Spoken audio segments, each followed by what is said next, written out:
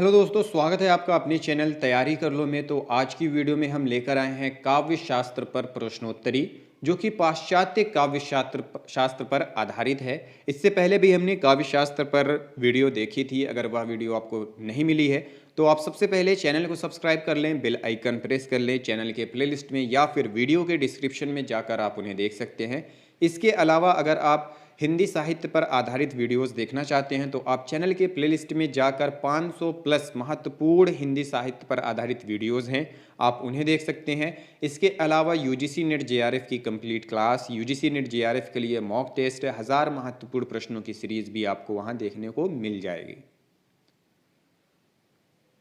तो पहला प्रश्न है, मनोविश्लेषणवाद के प्रवर्तक माने जाते हैं सिगमंड फ्रॉयड। प्रश्न है, सिगमंड फ्रॉयड मनोविश्लेषणवाद का साहित्य में प्रथम आलोचनात्मक प्रयोग किसने किया था? उत्तर है जेम्स ने शेक्सपियर के हैमलेट आलोचक में। फिर है, रूपवाद आंदोलन का सूत्रपात सन 1919 ईस्वी में रूस में किया किसने? विक्टर शाक्लोव्स्की ने। फिर प्रश्न है, प्लेटो का इयोन नामक ग्रंथ संबंधित है किससे? संबंधित है नाट्य शास्त्र से। अगला प्रश्न है, प्रतीकवादियों ने किस कविता को अपना घोषणा पत्र माना है? कारपांडेस सादृश्य को। कारपांडेस सादृश्य कविता के लेखक कौन है? चार्ल्स बादलेयर। प्रश्न है, फ्रांस का प्रथम कवि किसको माना जाता है? फ्रांस का प्रथम कवि माना जाता है चार्ल्स बादलेयर को। प्रश्न है, मार्क्सवाद के प्रवर्तक कौन थे? कार्ल मार्क्स और फ्रेडरिक एंजेल्स। प्रश्न है, जादुई यथार्थवाद पद का प्रथम प्रयोग किसने किया?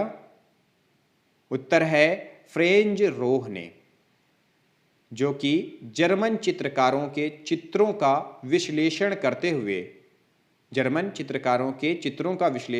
हुए जादुई यथार्थवाद पद का प्रयोग किया था। फिर है प्रश्न, जादुई यथार्थवाद के प्रतिष्ठापक किसको माना जाता है? बुअलो को। फिर प्रश्न है, प्रतीकवाद का आरंभ 19वीं शती में किस देश में हुआ? फ्रांस में। प्रश्न है, फ्रांस प्रतीकवाद के पुरस्कर्ता किसको माना जाता है? फ्रांस में प्रतीकवाद के पुरस्कर्ता बादलेयर को माना जाता है।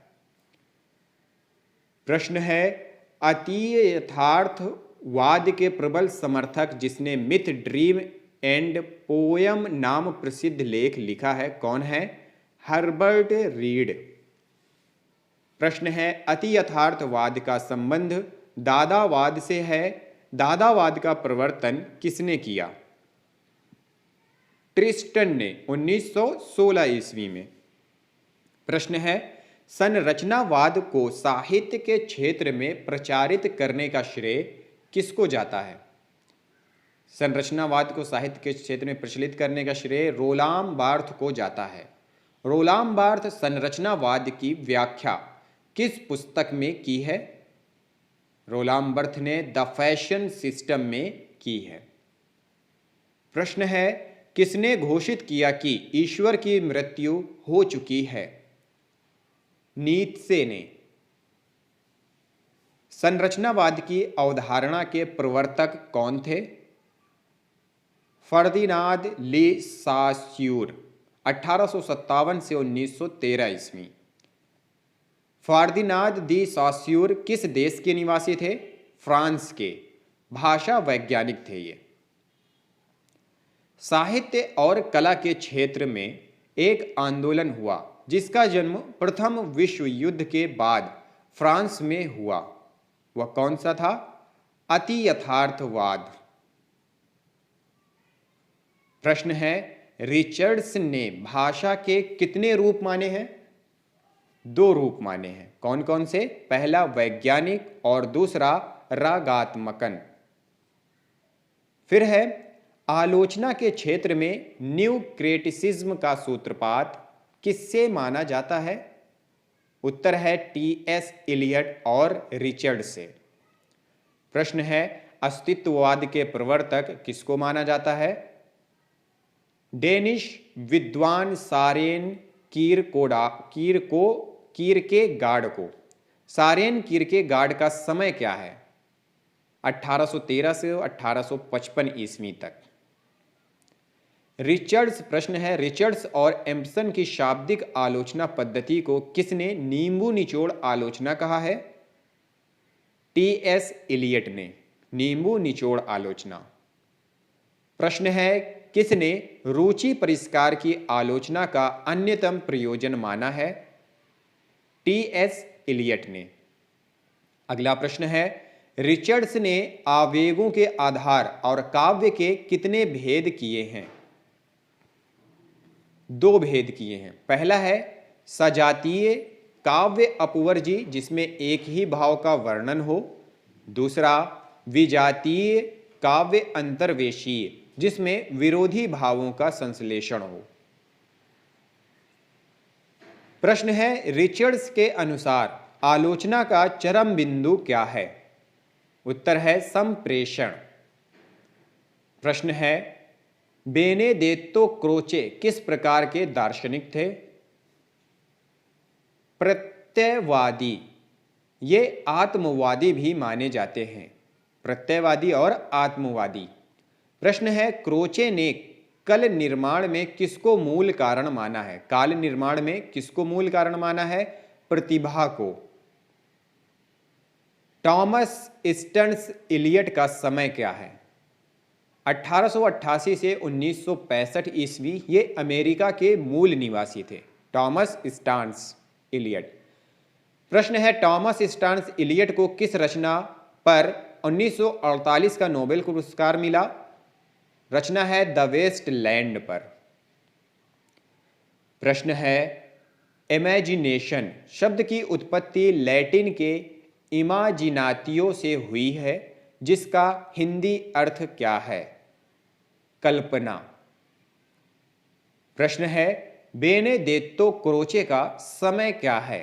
बेनेदेत्तो क्रोचे का समय है 1866 से 1952 ईस्वी। ये इटली के निवासी थे। प्रश्न है, बेनेदेत्तो क्रोचे की पुस्तक का नाम क्या है? इस पुस्तक का नाम है, इनकी पुस्तक का, एस्थेटिक। प्रश्न है, आधुनिक सौंदर्य शास्त्र का जनक माना जाता है? किसे माना जाता है? आधुनिक सौंदर्य शास्त्र का जनक बाउमगार्टन को माना जाता है। प्रश्न है, स्वच्छंदतावादी काव्य आंदोलन का घोषणा पत्र किसको माना जाता है? लिरिकल बैलेड्स को। लिरिकल बैलेड्स को स्वच्छंदतावादी काव्य आंदोलन का घोषणा पत्र माना जाता है। अगला प्रश्न है, कविता प्रबल भावों का सहज उच्छलन है, यह कथन किसका है? वर्ड्सवर्थ का। प्रश्न है, काव्य और गद्य में अंतर केवल छंद के कारण होता है, यह कथन किसका है? वर्ड्सवर्थ का। प्रश्न है, सैमुअल टेलर कोलरिज का प्रमुख ग्रंथ कौन सा है? Biographia Literaria. प्रश्न है, उदात्त का निरूपण सर्वप्रथम किसने किया? उदात्त का निरूपण सर्वप्रथम केकिलेउस ने किया।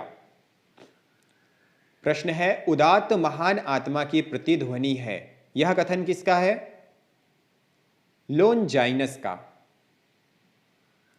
प्रश्न है, विलियम वर्ड्सवर्थ ने किसके यह लेखन में लिरिकल बैलेड्स नामक कविताओं का प्रथम संस्करण 1778 ईस्वी में प्रकाशित करवाया?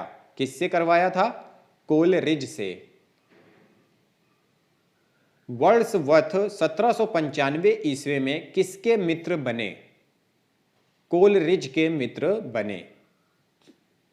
प्रश्न है, लिरिकल बैलेड्स किसने लिखा? विलियम वर्ड्सवर्थ ने। प्रश्न है, पोएटिक्स किसकी कृति है? अरस्तु की। प्रश्न है, विखंडनवाद के प्रवर्तक कौन है?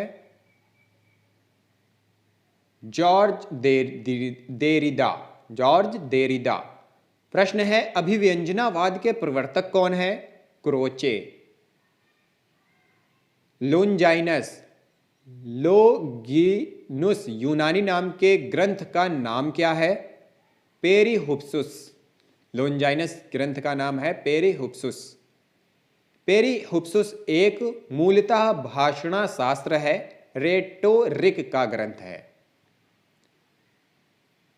अरस्तु ने अनुकरण की व्याख्या इतिहास क्रम में प्रमुख रूप से कितनी दृष्टियों से की गई है? अरस्तु के अनुकरण की व्याख्या 3। प्रश्न है नव्य क्लासिकी व्याख्या के प्रेरक कौन थे?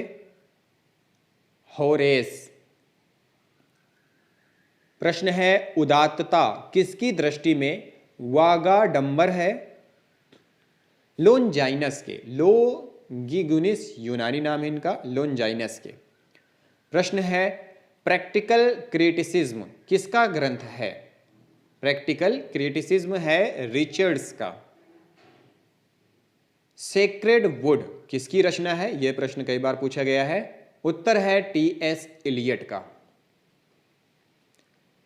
प्रश्न है लोंजाइनस ने उदात्त के अवरोधक दोष माने हैं, कितने माने हैं? 3। प्रश्न है लोंजाइनस के पद संरचना के विशेषण अभिजात से क्या तात्पर्य है?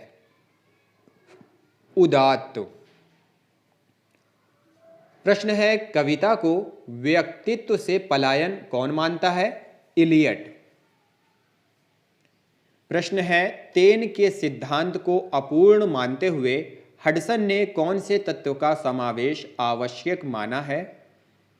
व्यक्तित्व व प्रतिभा का। प्रश्न है बारकर महोदय ने अरस्तु की किस रचना को राजनीति के क्षेत्र में महान योगदान की संज्ञा दी है? पोएट्रिक्स को। इसमें 26 अध्याय हैं। प्रश्न है काव्य व्यापार में निरंतर मनुष्य अनुकरण का विषय है, ये कथन किसका है? अरस्तु का। प्रश्न है कविता को छंदोबद्ध अनुकृति किसने कहा है? अरस्तु ने। प्रश्न है कविता को उत्तमोत्तम क्रम विधान कहा है, किसने कहा है?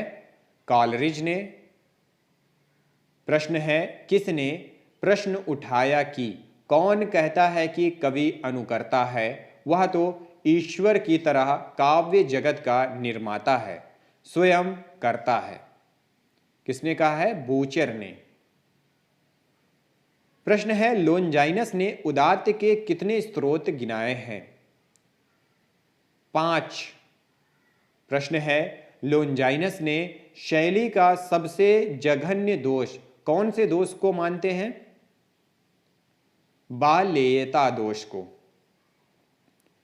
प्रश्न है अरस्तु के ग्रंथों की संख्या 400 बताई जाती है, जिनमें 3 प्रमुख ग्रंथ कौन से हैं? पेरिपोइटिकेस काव्यशास्त्र है, 12 अध्याय हैं इसमें। तेखनेस रितोरिकेस भाषा शास्त्र है। वसीयत नामा। प्रश्न है अरस्तु के 3 प्रमुख ग्रंथों में जो काव्यशास्त्र का ग्रंथ है वह कौन सा है? पेरिपोइटिकेस। प्रश्न है अरस्तु के किस ग्रंथ को दास प्रथा से मुक्ति का प्रथम घोषणा पत्र कहा जाता है? उत्तर है वसीयत नामा को। प्रश्न है प्रथम काव्यशास्त्री जिन्होंने उपयोगी कला आर्ट और ललित कला फाइन आर्ट का भेद स्पष्ट किया कौन है? वह है अरस्तु।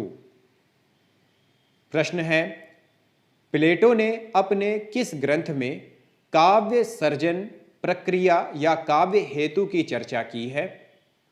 उत्तर है इयोन नामक ग्रंथ में।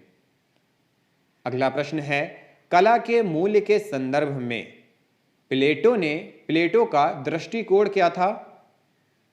उपयोगितावादी और नैतिकतावादी दृष्टिकोण था। प्रश्न है प्लेटो स्वयं एक कवि था, इनकी कविताएं किसमें संकलित हैं? Oxford book of Greek verse में। प्रश्न है दासता मृत्यु से भी भयावह है। यह कथन किसका है? यह कथन प्लेटो का है।